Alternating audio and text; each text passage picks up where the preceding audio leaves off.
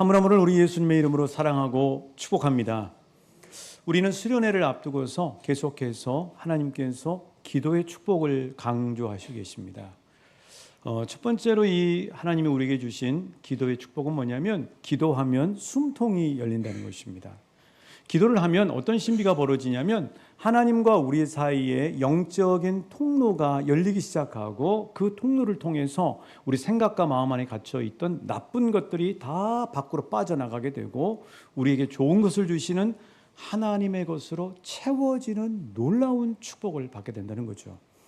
두 번째로 하나님 우리에게 주신 말씀은 기도할 때 우리의 영안이 열린다는 것입니다.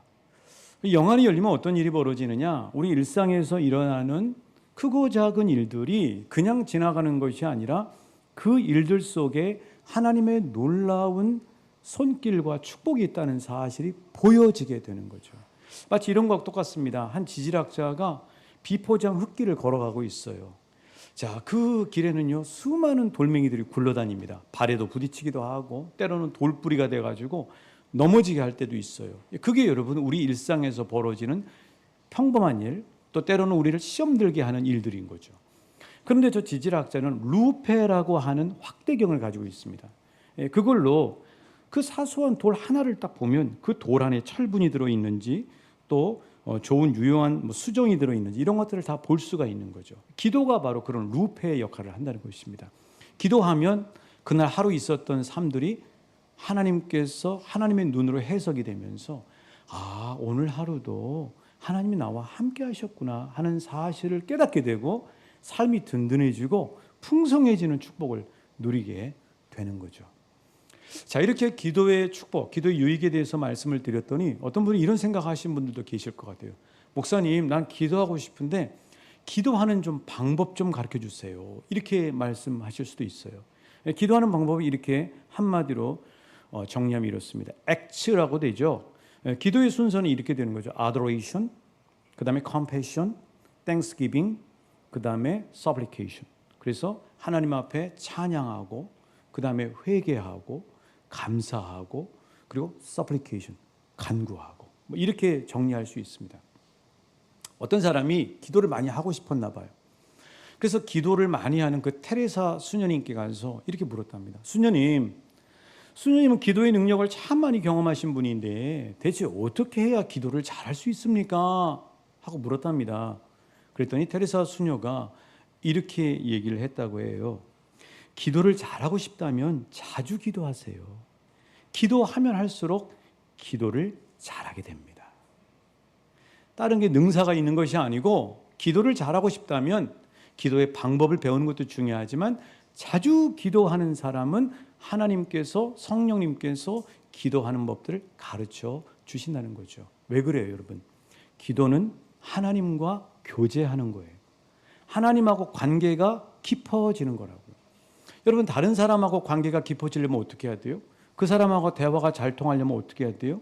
자주 만나야 됩니다. 많이 만나야 됩니다. 또 계속 만나야 됩니다. 그러면 친밀해지는 거예요. 그러면 이제 눈빛만 봐도 그 사람의 마음을 알 수가 있어요. 내가 뭘 하나 툭 던져도 그 사람이 다 이해할 수 있어요. 그게 바로 부부인 거죠. 이와 마찬가지로 하나님과 깊어지는 것이 교제가 기도인데 기도를 잘하면 바로 잘하는 방법은 자꾸 자주 많이 계속 기도하는 거예요. 자, 초대교회 성도들, 우리가 배우고자 하는 초대교회 성도들은 그런 면에서 기도를 자주 많이 계속하는 공동체였다는 사실입니다. 한번 그 기도의 현장에 가서 우리가 목격해 보죠. 자, 사도행전 1장 14절 말씀입니다. 시작. 여자들과 예수의 어머니 마리아와 예수의 아우들과 더불어 마음을 같이하여 오로지 기도에 힘쓰더라. 자, 초대교회는 어떻게 시작했어요? 기도하면서 시작이 됐습니다. 자, 초대교회에 이미 시작됐을 때 가룟 유다는 이미 없었어요. 그래서 그 자리를 보궐해야 됐습니다. 채워야 됐다고요. 자, 사람을 세울 때도 어떻게 하는가? 사도행전 1장 23절 24절입니다. 시작. 그들이 두 사람을 내세우니 하나는 바사바라고도 하고 별명은 유스도라고 하는 요셉이요 하나는 matti아라. 그들이 기도하여 이르되 뭇 사람의 마음을 여시는 주여 이 두 사람 중에 누가 주님께 택하신 바 되어. 뿐만 아니라 초대교회 성도님들은 모일 때마다 기도했다는 거예요. 그게 바로 오늘 본문이죠. 사도행전 2장 42절 함께 볼까요? 시작. 그들이 사도의 가르침을 받아 서로 교제하고 떡을 떼며 오로지 기도하기를 힘쓰니라. 이 헬라어로 보면은요, 계속해서 기도했다고 표현되어 있어요. 자, 뿐만 아니라 교회 위기가 닥칩니다. 지도자 야고보가 순교하고요, 베드로가 투옥됩니다. 그럴 때 초대교회 성도들은 어떻게 그 위기를 대처했는가? 사도행전 12장 12절이죠. 시작. 깨닫고 마가라는 집에 가니 여러 사람이 거기에 모여 기도하고 있더라. 그렇습니다. 그랬더니 어떻게 해요? 하나님이 천사를 보내서 투옥되어 있는 베드로를 구출해내시는 역사가 일어나게 되는 거죠. 우리가 배우고자 하는 초대교회는 시작부터 직분자를 세울 때, 매주 예배로 모일 때마다, 그리고 위기 상황이 닥칠 때 항상 자주 많이 계속 기도했다는 사실이에요. 왕춘교회도 어떻게 합니까? 새벽방 사역이 되건, 삼계탕 전도가 되건, 또 단기 선교가 되건, 또 수련회를 앞두고, 또 이웃사랑 김장을 놓고 이웃초청 잔치를 앞두고 항상 기도부터 시작하잖아요. 믿음의 가정, 하나님이 운행하시는 가정은요, 하루를 시작하면서 기도하고요, 식사교제하면서 기도하고요, 중요한 일이 있을 때 기도하고요, 하루를 마감하면서 기도하는 가정이 되는 거죠. 자, 그렇다면 초대교회 성도들은 왜 이렇게 자주 많이 계속 기도하기를 힘썼을까요? 그 이유는 뭐냐면요, 기도는 누구하고 교제하는 거라고요? 하나님하고 교제하는 거예요. 여러분, 이 기도가요, 그냥 무슨 어떤 율법적인 종교 행동이 아니고, 기도는 인간이 할 수 있는 가장 고상하고 최고 차원이 높은 행동입니다. 누구하고 교제한다고요? 신과 교제하잖아요. 베드로전서에 보면 신의 성품에 참여한다고 그랬죠. 기도하지 않으면 어떻게 해요? 화나면 어떻게 합니까? 막 부시고 난동을 피우고 시설물 파괴하고 그렇잖아요. 그러나 기도하는 사람은 기도하잖아요. 그 상황에서 어떤 사람에게 해코지하고 싶어도 기도하는 사람은, 기도가 몸에 배어있는 사람은 기도하면 하나님께서 그를 너그럽게 용서할 수 있는 마음을 불어넣어 주시잖아요. 그러니까 인간이 기도하면 최고 수준 높은 진정한 사람이 되는 거죠. 그래서 하나님은 그 축복을 우리에게 주시기 위해서 따라하십니다. 쉬지 말고 기도하라. 그렇게 응답하시고 그렇게 사시는 복된 주님의 자녀들 되시길 예수님의 이름으로 축복합니다. 자주 많이 기도하는 거죠. 모세가 그렇잖아요. 모세는 어떤 사람이에요? 출애굽기 33장 11절에 보면 사람이 자기 친구와 이야기하듯이 여호와께서는 모세와 대면한다고 이야기하고 있어요. 그럼 모세가 그렇게 하나님하고 친밀해진 이유가 뭐예요? 자, 이스라엘 백성이 광야에 들어와서 시내산 자락에서 무려 11개월 동안 머뭅니다. 그때 모세가요, 시내산에 성경으로 보면 3번 명확하게 올라가고요, 또 성서학자들은 7번에서 8번 올라갔다고 그랬어요. 그럼 모세가 그때 어떻게 했느냐? 저 시내산 높은 꼭대기에 올라가서 10계명을 받을 때도 40일 40이야 밤을 그곳에서 하나님하고 교제하는 거예요. 얼마나 교제를 많이 했는지 신의 성품을 받아버린 거예요. 그래서 모세가 내려올 때 어떻게 되죠? 눈 위가 광채가 났다고 이야기하고 있잖아요. 그러니까 모세를 봐도 모세가 자기 친구하고 하나님하고의 사이가 친구하고 교제하는 것과 같은 관계가 된 이유는 다른 데 능사가 있는 게 아니라 자주 올라가서 하나님하고 기도했다는 사실이에요. 하나님하고 친해지기를 원하십니까? 하나님하고 가까워지기를 원하십니까? 하나님이 내 인생을 가장 복되게 인도하신다고 믿습니까? 자주 기도하실 수 있기를 축복합니다. 이렇게 하나님하고 친밀한 관계를 갖는 것은 왜 중요하냐면 우리 삶의 원천이 되기 때문이에요.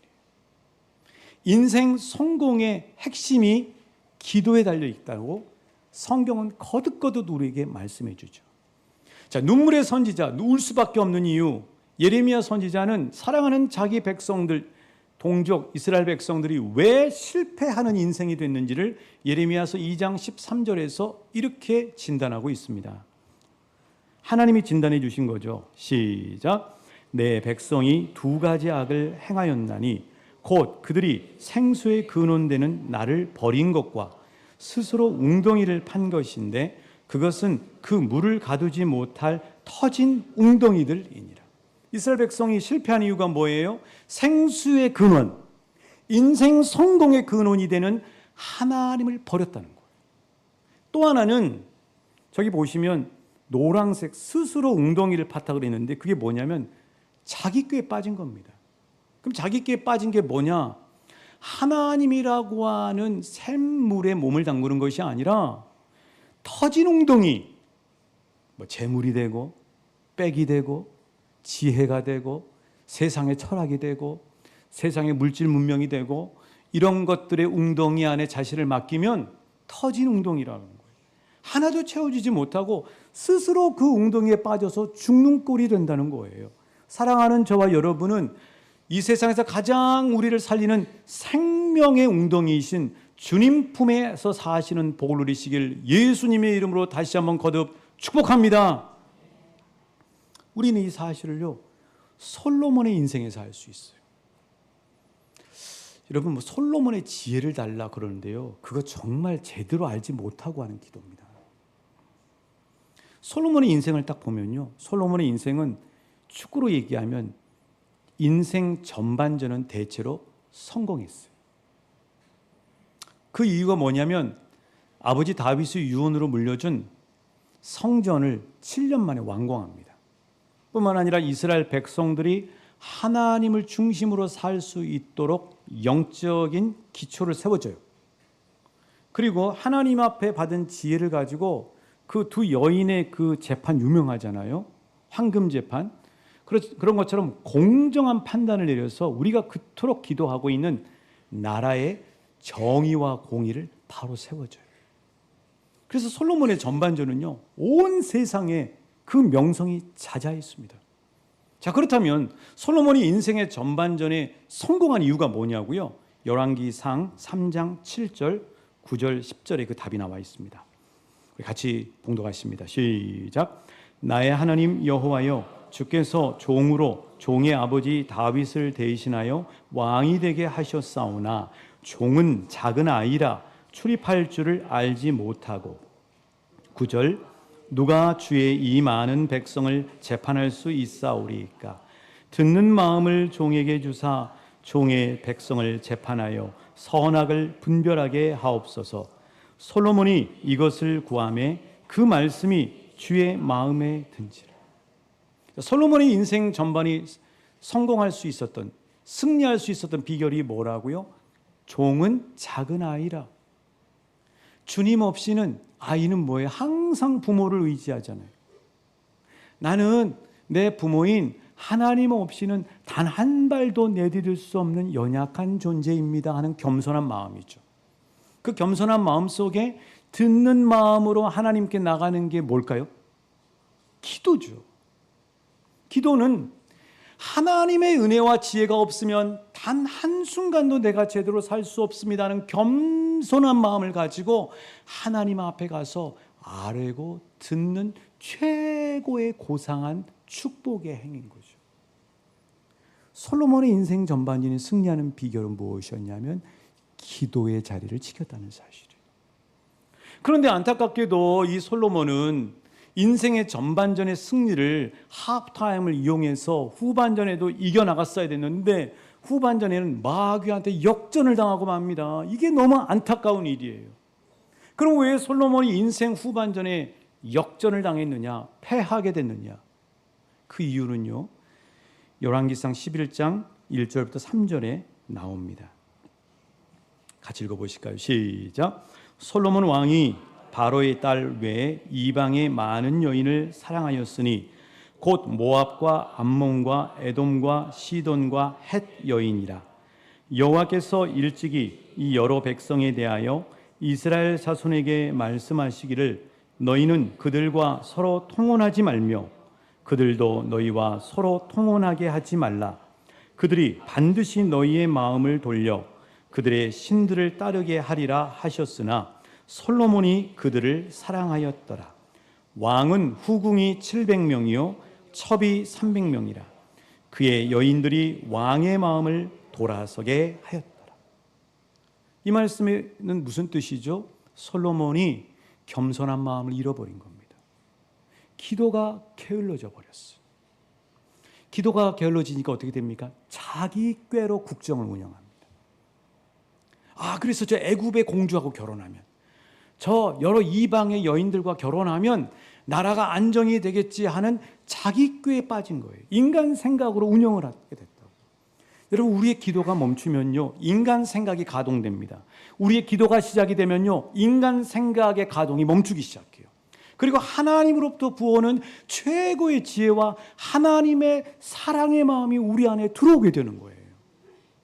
솔로몬의 인생의 성패는 기도의 자리에 나갔느냐 나가지 못하느냐에 달려있다는 사실이에요. 오늘 저와 여러분의 추구 인생 경기는 어떻습니까? 생수의 근원이신 하나님을 근본 삼고 계십니까? 가장 안전하고 우리를 먹여줄 수 있는 하나님의 샘물 안에 우리의 몸과 마음을 담고 계십니까? 혹시 우리 가운데 스스로 웅덩이를 파는 자기 꾀에 빠지는 어리석은 길을 걷고 있는 사람은 단 한 분도 없으리라고 믿습니다. 그래서 예수님이 교회 주인이신데 주님이 하나님이 기뻐하는 교회는 이런 교회라고 마태복음 21장 13절에서 힘주어 말씀하셨어요. 어떤 교회가 하나님이 기뻐하시는 교회가 되는가? 시작.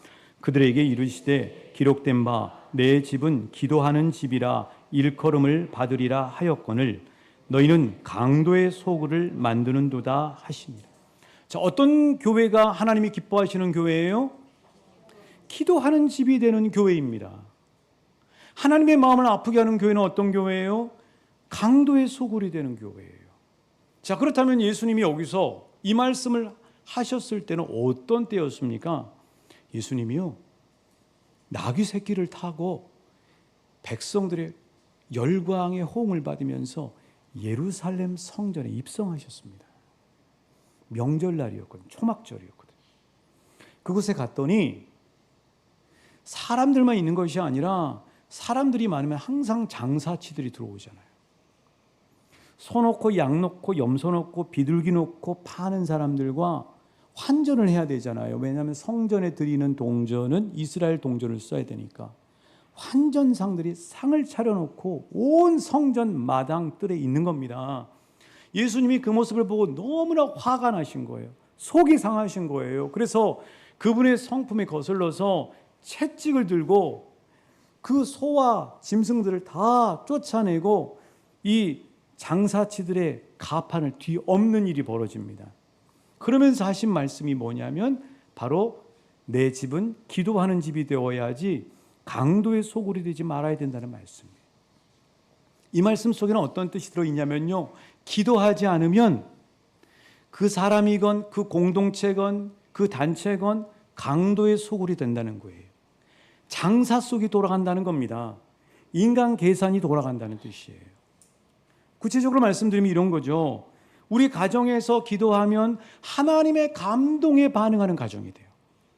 그런데 가정에서 기도의 등불이 꺼지면요, 계산을 하기 시작합니다. 사람을 만나는 사람도 기도하고 사람을 만나면은 그 사람의 영혼을 들여다볼 수 있어요. 왜냐하면 하나님이 다윗을 봤던 것처럼. 그러나 기도하지 않고 사람을 만나면요, 사람의 겉눈으로 보기 시작합니다. 육신의 눈으로 보는 거죠. 조건으로 따진다고요. 스펙을 본다고요. 그렇게 해서 사람을 평가한다고요. 기도하지 않고 직장에서 업무를 보면요, 기도하고 업무를 보면 요셉처럼 하나님 앞에서 일합니다. 그러니까 하나님이 행하시는, 하나님께서 행하셔서 이루어져 버리는 놀라운 역사들을 경험하게 되는 거죠.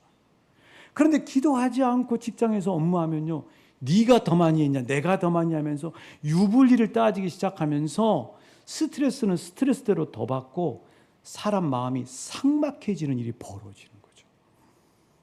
어떤 분이 이런 얘기 하시더라고요. 이 토지를 자녀에게 양도해야 되는데 이 형제들 도장 받는 게 엄청 어려운 거예요. 기도했대요. 작정하면서 기도했대요. 하나님께서요, 기가 막히게 하셔서 너무 순적하게 자녀에게 양도가 잘 되게 해주셨다고 하더라고요. 여러분, 그런 것들이 기도의 맛이고요, 기도의 축복입니다. 교회도 마찬가지입니다. 교회 공동체도 여기저기 사람들이 모일 때마다 기도하는 사람들이 모여있는 교회는 하나님의 이끄심을 보게 되고 하나님께 순종하는 공동체가 돼요. 그러나 기도의 불이 꺼지고 기도하지 않고 말만 많이 하는 그런 모임이 되는 공동체는 결국 기도의 거미줄이 쳐지니까 뭘 하더라도 하나님이 기뻐하시느냐가 아니라 교회 재정이 있냐 없냐로 따지는 종교 사업체로 전락하고 만다는 사실이에요. 기도하면 그 사람을 향한, 그곳을 향한, 그 일에 대한, 그 사역에 대한 하나님의 마음과 뜻을 알게 돼요. 보일 수밖에 없다고요. 그래서 하나님께 순종하게 되니까 순종하는 자에게는 하나님이 크고 놀라운 일로 역사를 하기 시작하거든요. 그걸 보니까 믿음이 커져요. 그걸 보니까 하나님을 향한 신뢰가 쌓입니다. 그걸 보니까 더 기도하니까 하나님하고 친밀해지는 개인, 친밀해지는 교회 공동체가 된다는 사실이에요. 바울 선생님이 빌립보 교회에 이렇게 부탁한 말도 이와 같은 맥락입니다. 빌립보서 4장 19절부터 20절 말씀입니다. 시작. 나의 하나님이 그리스도 예수 안에서 영광 가운데 그 풍성한 대로 너희 모든 쓸 것을 채우시리라. 하나님 곧 우리 아버지께 세세 무궁하도록 영광을 돌릴지어다. 아멘. 여러분 믿으십니까? 하나님이 우리의 모든 쓸 것을 채우심을 믿으십니까? 하나님이 우리가 신뢰하고 나가면, 순종하고 나가면 하나님께서 채우심을 믿으십니까? 생생하게 경험하는 복을 누리시는 최고의 복된 주님의 자녀들 되시길 예수님의 이름으로 축복합니다. 이런 생각을 좀 해봤어요. 날씨가 더우니까. 내 인생에서 남는 건 뭘까? 인생을 다 살고 병이 들어서 죽을 날을 기다리고 있을 때 내 인생에 남는 건 뭘까? 내 인생에서 한평생 살았던 인생에서 가장 가치 있는 게 뭘까? 생각해 보니까요, 다른 거는 아무것도 남는 게 없고 오직 주님과의 관계만 남더라고요. 배우자도 떠나고 사랑하는 자녀들도 아픈 나에게 어떻게 해줄 수도 없어요. 대신 아파줄 수도 없어요. 그 상황에서 유일하게 나하고 함께 하실 수 있는 분은 오직 시간과 공간을 초월하시고 언제나 나와 동행하시는 주님밖에 없어요. 그 주님과 친밀하고 그분과 신뢰감이 있을 때 그분 때문에 만족이 있고 평안이 있고 행복한 것이 남는 거더라고요. 그래서 우리 예수님이 제자들에게 이렇게 말씀하셨던 거예요. 마태복음 7장 22절 23절의 말씀입니다. 주님이 뭘 중요하게 생각하는가? 시작. 그날에 많은 사람이 나더러 이르되 주여 주여 우리가 주의 이름으로 선지자 노릇하며 주의 이름으로 귀신을 쫓아내며 주의 이름으로 많은 권능을 행하지 아니하였나이까 하리니 그때 내가 그들에게 밝히 말하되 내가 너희를 도무지 알지 못하니 행하는 자들아 내게서 떠나가라 하리라. 이런 그림이죠. 인생을 다 살았어요. 장관을 했습니다. 돈을 많이 벌었어요. 인기가 많아서 유명해졌다고요. 그런데 주님 앞에 딱 섰어요. 이렇게 묻겠죠. 주님 저 아시죠?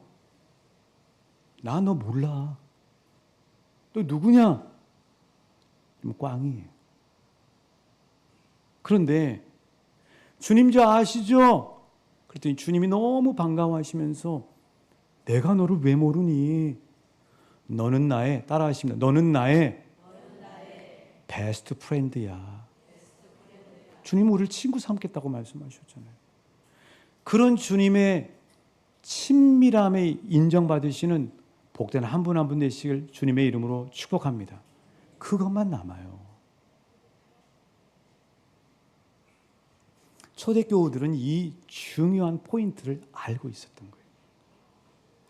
그래서 그들은 누가 하지 말라 그래도 주님과 친해지는 기도의 자리에 사모하고 기뻐하면서 자주 많이 계속 기도했던 거예요. 하나님은 어떤 사람을 찾느냐고요? 하나님은 친밀한 사람을 찾습니다. 하나님은 어떤 사람 찾냐고요? 하나님 믿고 자기 일 잘 되는데 관심 있는 사람들을 하나님이 쓰시는 게 아니고요. 하나님의 꿈은 뭐냐면 하나님 나라를 이루는 거예요. 하나님 나라를 이룰 동역자를 찾고 있어요. 그런데 그 동역자는 하나님하고 친밀한 신뢰관계가 있는 사람들 통해서 하나님 나라를 이루어 가시거든요.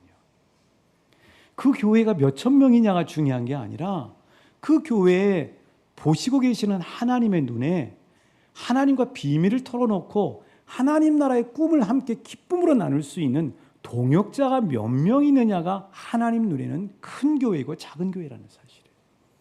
저는 우리 왕춘교회가 그런 교회가 되기를 예수님의 이름으로 소망하고 함께 나가길 원합니다.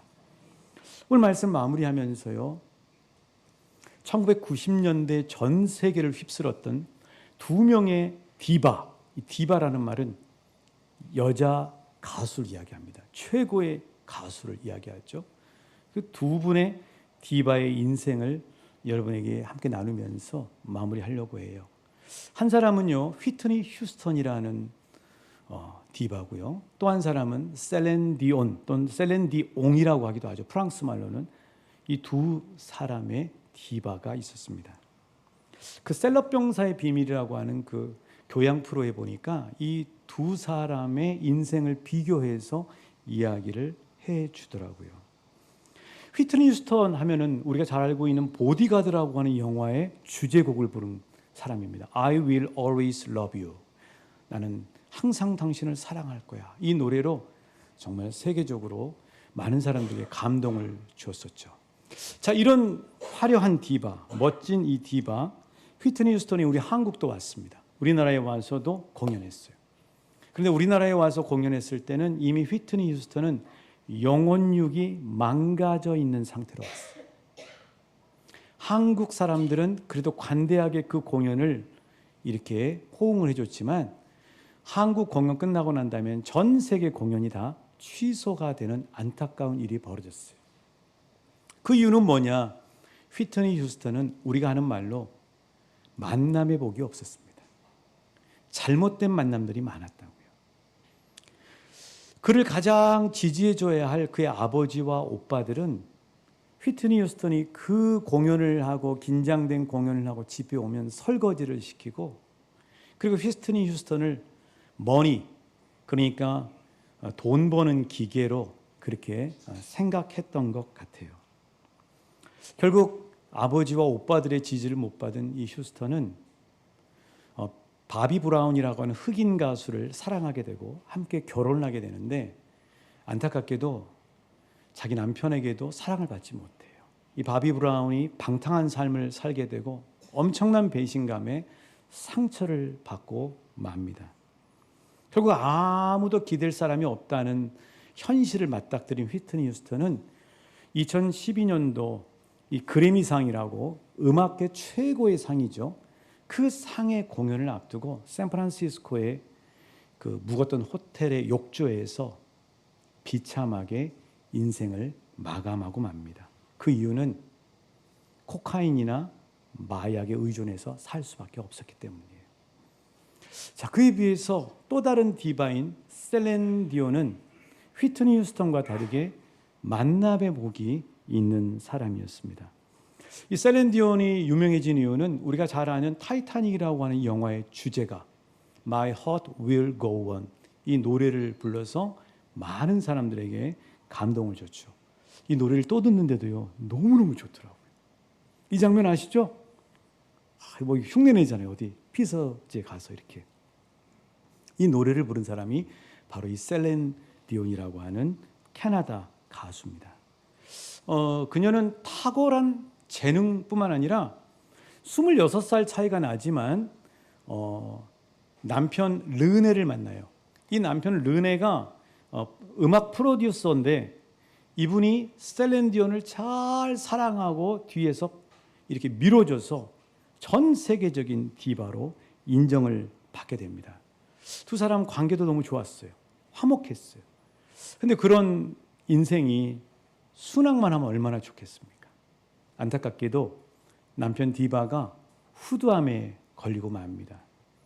그러자 이 셀렌 디온은요, 그 화려한 무대를 접고요, 남편을 지극정성으로 병간호를 합니다. 안타깝게도 투병 가운데 있던 남편 르네는 2016년도에 셀렌의 곁을 떠나고 말아요. 그러면서 너무 외로웠던지 극심한 스트레스를 받았던지 어느 날 또 셀렌 디온의 목이 자꾸 잠기고 소리가 나지 않기 시작합니다. 여러 병원에 다녔지만 검진 결과를 쉽게 나올 수가 없었어요. 그러다가 나중에 결과가 나오는데 100만 명 중에 1명 걸린다고 하는 인간 강직증후군이라고 하는 병에 걸립니다. 조금만 민감하거나 조금만 신경이 건드려지거나 그러면은 온 몸이 마비가 돼버리는 거예요. 아무것도 못하는 아주 끔찍하고 치명적인 병입니다. 이 병에 그 세계적인 디바였던 셀렌 디온이 걸려서 두문문출하게 되는 거죠. 그런데 여러분, 그런 셀렌 디온이 2024년도 프랑스 파리에서 올림픽이 개막되는데 그때 4년 만에 얼굴을 드러내요. 밤하늘에 아름다운 에펠탑이 쫙 서 있는데 그곳에 화려한 조명이 쫙 켜지는 순간에 피아노 옆에 투병으로 나오지 못했던 셀렌 디온이 나와서 노래를 부릅니다. 전 세계 사람들이요 감동을 해요. 왜냐하면 그렇게 노래를 잘했던 셀렌 디온의 노래가 투병 전과 투병 후가 완전히 다르기 때문이에요. 투병 후에는 영혼에서 흘러나오는 노래로 사람들의 가슴에 감동의 지진을 일으킵니다. 그때 이 노래를 불러요. 셀렌의 고백이에요. 푸른 하늘이 우리들 위에 무너져 내려앉을지 모르고 대지가 허물어질지 모른다 해도 만약 당신이 나를 사랑해 주신다면 그런 것은 아무래도 좋아요. 사랑이 매일 아침 내 마음에 넘쳐 흐르고 내 몸이 당신 주님의 손 아래서 떨고 있는 한 세상 모든 것은 아무래도 좋아요. 나에게 있어서는 그런 건 중대한 문제도 대단한 일도 아니에요. 당신 주님이 사랑해 주시는 걸요. 이 셀렌 디온이 사랑하는 남편 르네를 잃고 엎친 데 덮친 격으로 인간 강직증후군이라고 하는 치명적인 질병까지 앓았지만 모든 사람의 우려를 이겨내고 사람들에게 소망을 주는 재기의 노래를 전 세계인들에게 불러낼 수 있었던 이유를 2019년도 USA 투데이지에서 한 인터뷰에서 이렇게 이야기하고 있습니다. 나는 하나님을 믿으며 기도는 내 삶의 중요한 부분입니다. 어려울 때마다 나는 하나님께 힘을 구합니다. 나는 기도하고 또 기도합니다. 더 이상 눈물이 남지 않을 때까지.